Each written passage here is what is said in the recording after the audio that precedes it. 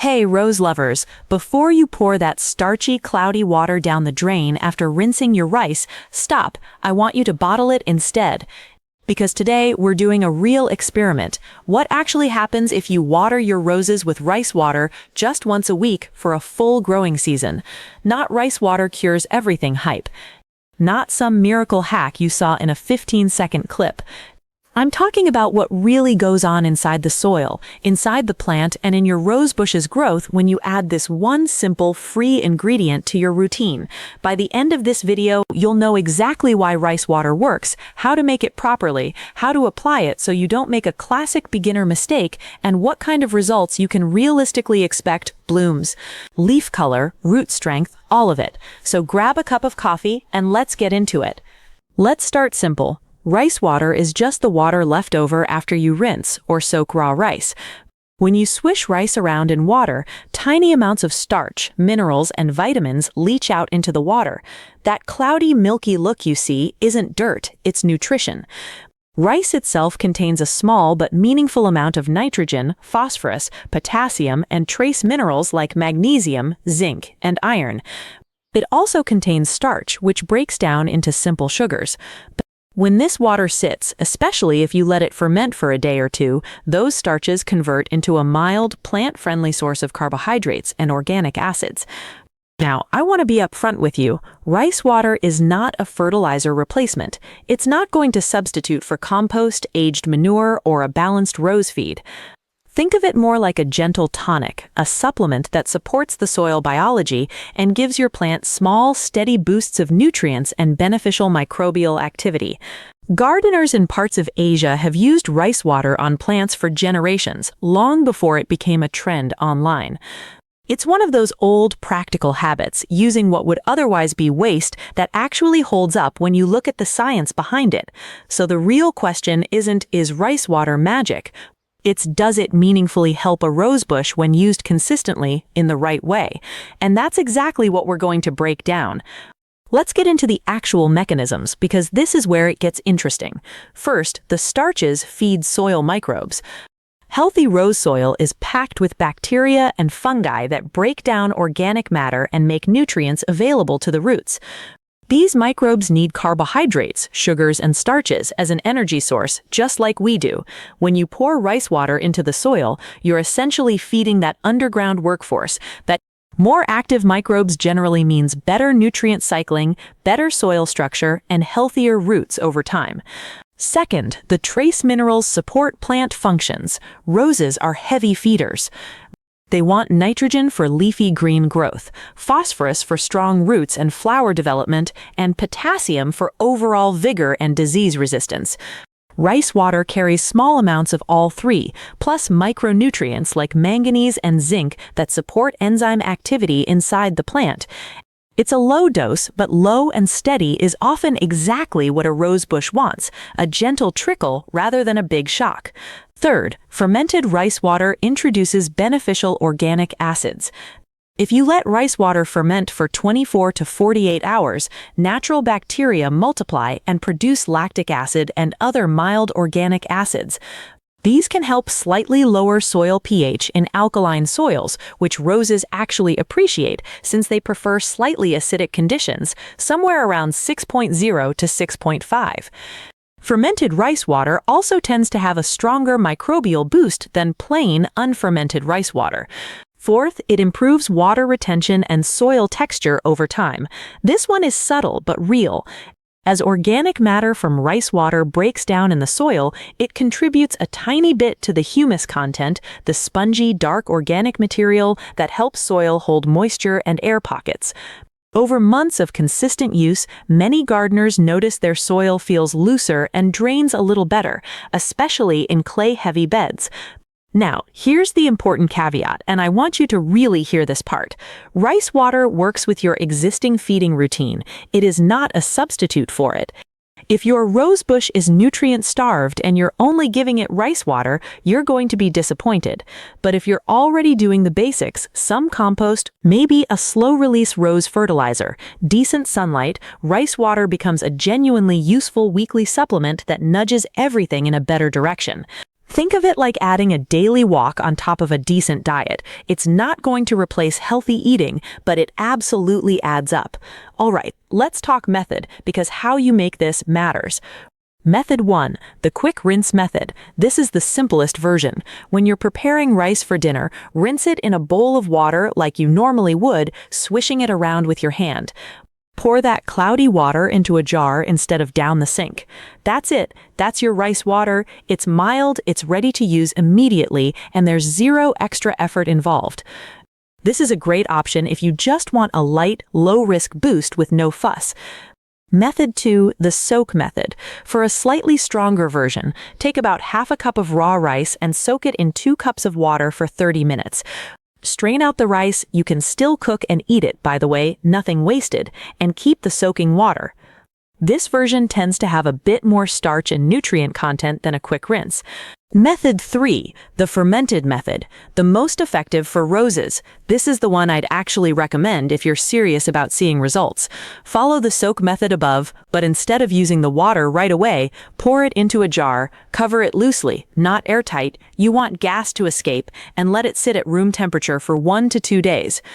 You'll notice it starts to smell slightly sour, almost like a mild yogurt smell. That's completely normal. That's fermentation happening, and it's exactly what you want. Once it smells sour, it's ready. At this stage, dilute it. This is critical, and I'll explain why in a moment.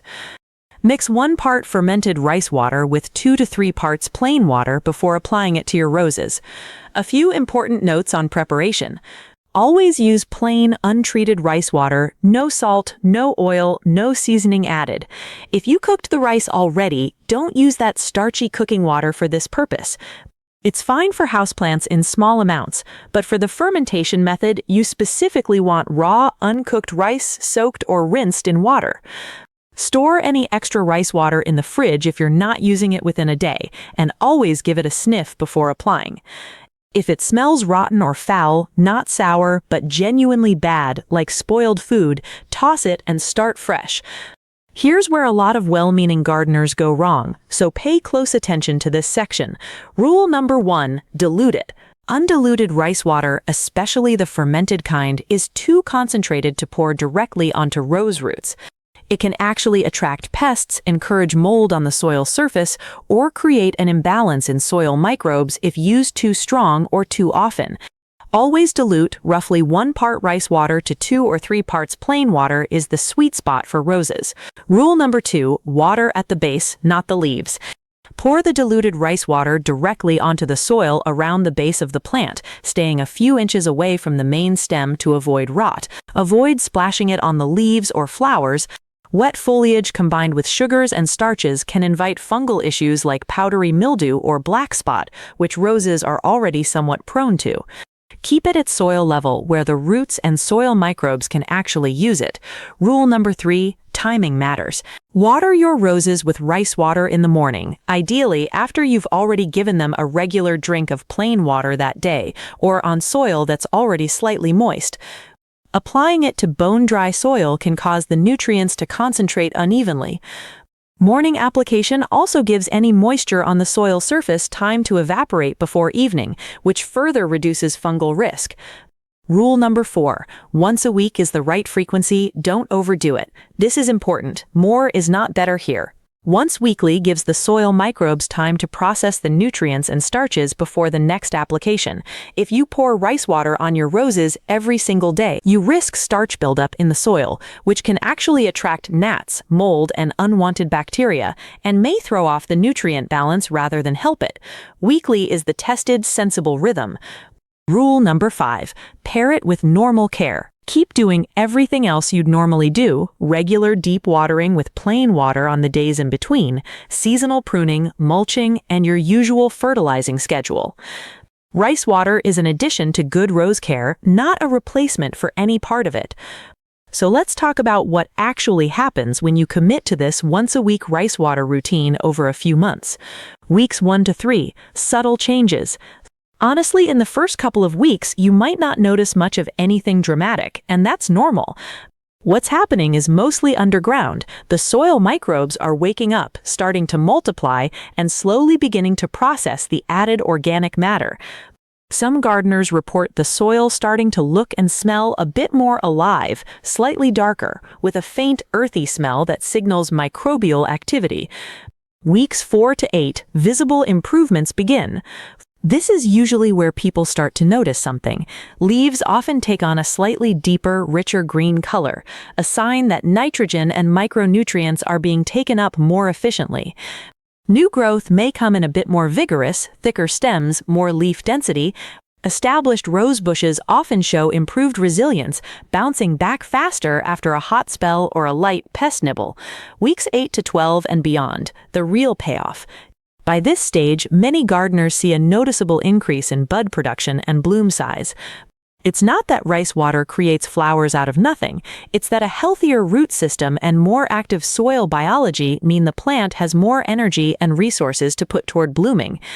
Roses that were already reasonably healthy tend to show the most obvious improvement: slightly larger flowers, more blooms per stem, and better color saturation in the petals, since potassium plays a role in flower pigmentation and overall bloom quality. Root development also tends to improve over this longer stretch. While you obviously can't see this happening, the above-ground signs, better drought tolerance, faster recovery after transplanting or pruning, sturdier stems, all point to a stronger root system working underground. What rice water will not do. I want to be honest with you here, because I don't want you expecting miracles. Rice water will not cure a rose bush that has a serious disease like severe black spot or rust. It won't fix a plant that's in the wrong light conditions or growing in genuinely poor, compacted soil with no organic matter at all. It also won't replace a proper fertilizing schedule if your soil is significantly nutrient deficient to begin with. Rice water is a supportive, cumulative tool, small, steady inputs that compound over time, not a quick fix. If you're dealing with a rosebush that's already struggling significantly, address the root cause first: soil quality, sunlight, drainage, pest and disease issues, and use rice water as part of the recovery support system, not the whole plan.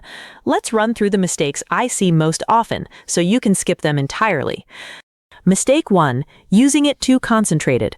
Always dilute. Straight fermented rice water is too strong for direct root contact. Mistake 2, using it too often. Once a week is the tested sweet spot. Daily application can cause more harm than good. Mistake 3, adding salt, seasoning, or oil to the rice before rinsing. This contaminates the water and can actually harm your soil and roots. Only use plain, unseasoned rice water. Mistake 4, pouring it on the leaves and flowers. Keep it at soil level to avoid attracting pests or encouraging fungal problems on the foliage. Mistake 5, expecting overnight results. This is a slow, cumulative process. Give it at least 6 to 8 weeks of consistent weekly application before judging whether it's working for your particular roses. Mistake 6, letting rice water sit too long before using it. Fermented rice water is good for about a week if refrigerated, but if it starts smelling truly foul rather than mildly sour, it's gone bad. Don't use it. Let's bring it all together into one simple routine you can start this week. Save the water from rinsing or soaking raw rice. If you want the stronger version, let it ferment for 1 to 2 days until it smells mildly sour. Dilute it, 1 part rice water to 2 or 3 parts plain water. Once a week, pour the diluted mixture around the base of your rose bush, avoiding the leaves and flowers. Keep up your normal watering, feeding, and care routine on the other days. And give it time. Real results show up over weeks and months, not days. It costs you nothing extra. You're literally using water you'd normally pour down the drain. And when used correctly, it genuinely supports healthier soil biology, stronger root systems, richer foliage color, and, over time, more and better blooms. So that's the real answer to what happens when you water your roses with rice water once a week. Not hype, not a miracle, but a small, smart, science-backed habit that adds up into real results over a season. If you try this out, I'd genuinely love to hear how it goes for your roses. Drop a comment and let me know what variety you're growing and how they respond. If this video helped you, give it a like. It really does help the channel grow, and subscribe if you want more practical, no-nonsense gardening tips like this one. Thanks for watching, and I'll see you in the next video. Happy growing!